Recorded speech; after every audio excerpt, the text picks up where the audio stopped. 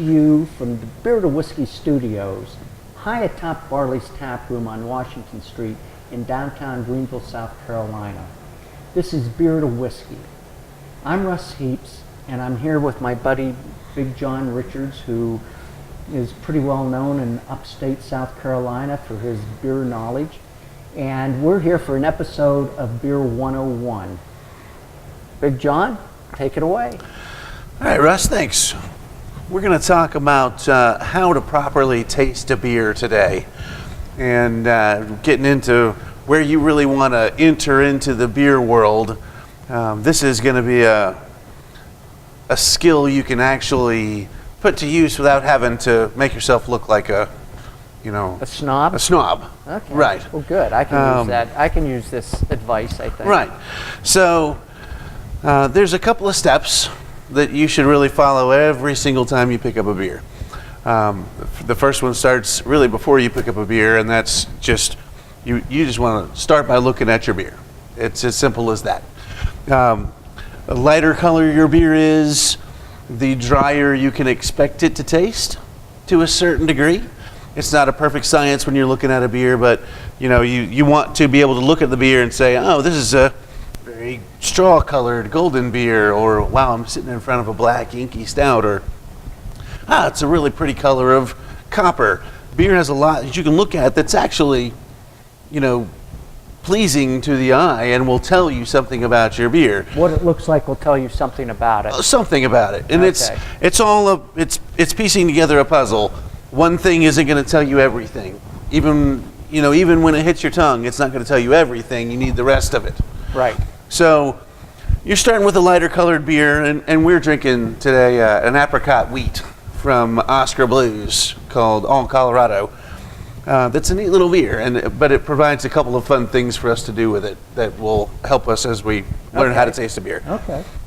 So, and as a wheat beer, you're unsurprised to see that it's this really very, very pale yellow, straw-colored beer, which you can take to mean is going to be a pretty light beer. Second thing you want to do while you're looking at it is you can check to see if it's filtered or unfiltered. And a lot of your craft beer is going to be unfiltered. A lot of your mainstream beer, in fact, the vast majority of your mainstream beer is going to be filtered.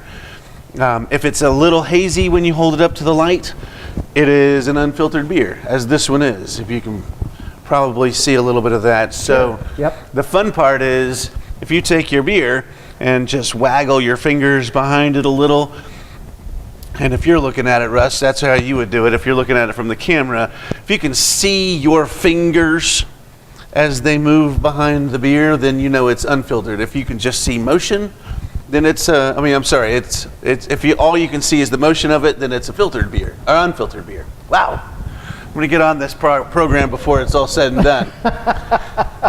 Hazy beer means all you can see is motion. Okay, let's start over again. If you wag your fingers behind it and you can see motion. Right. If you can see your finger through the beer, okay, then it is an unfiltered beer. If it's really clear, you can see through it like water, you're looking at an unfiltered. Right. No. Filtered. God. Wow. Maybe we should start this over. Wow. Okay, so filtered and unfiltered. So if you can see your finger through the beer, it's not filtered. It's filtered. It's filtered. Right. And if it's just sort of an image or you can't see it at all, it's unfiltered. Right. Okay. Right. An unfiltered beer means you're just leaving a little of the sediment in there. It's actually a little bit better for you. Some of the micronutrients are going to be left into the beer. Oh, really? Some subtle flavors that don't exist. So it means it has some nutritional value? Oh, yeah. Yeah, seriously. My doctor's going to be happy to hear this. Doc Boodleman will be happy to hear this. There you go, Doc. You heard it here first.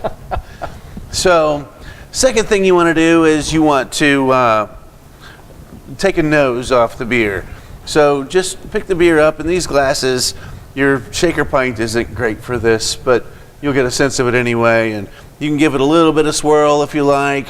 You don't really want to shake it up because it is a carbonated beverage, but stick your nose right in there and see what you smell. And this one comes off with a lot of fruit.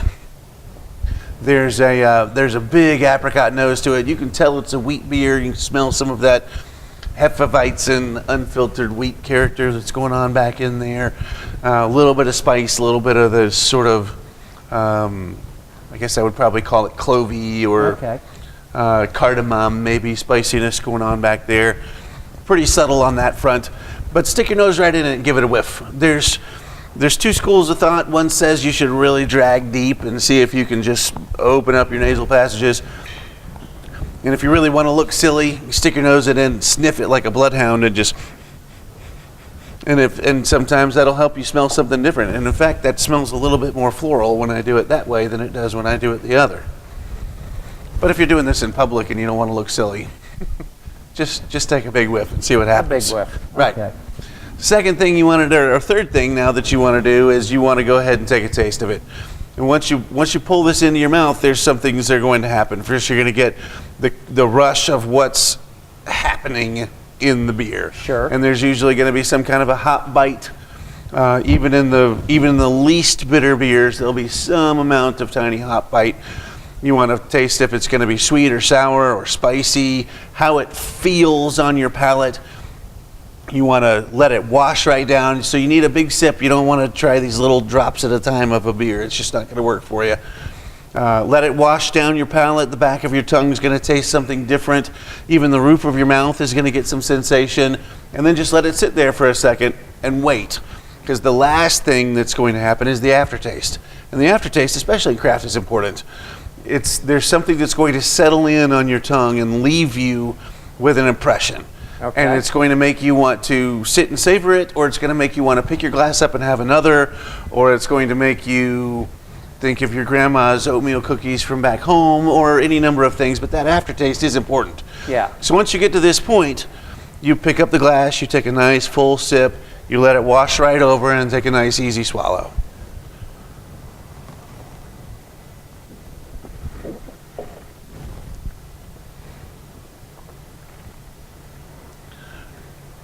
And then you get that whole impression of what's happening. So by now, the things in my impression almost washed away, except for the fruit.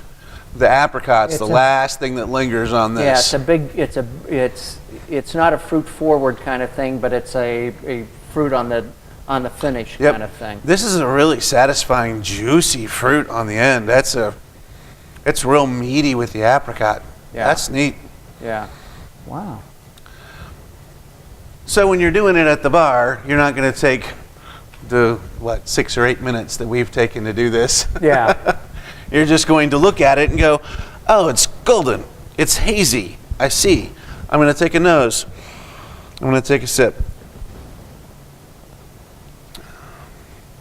And I can evaluate what's just happened. And then I can go have a conversation with my friend. And that's all it takes. It's that easy. It's that easy. It's that easy. Well, thanks for the info. Yeah. The take on it. That's how you taste a beer. If you've never had it before, that's how.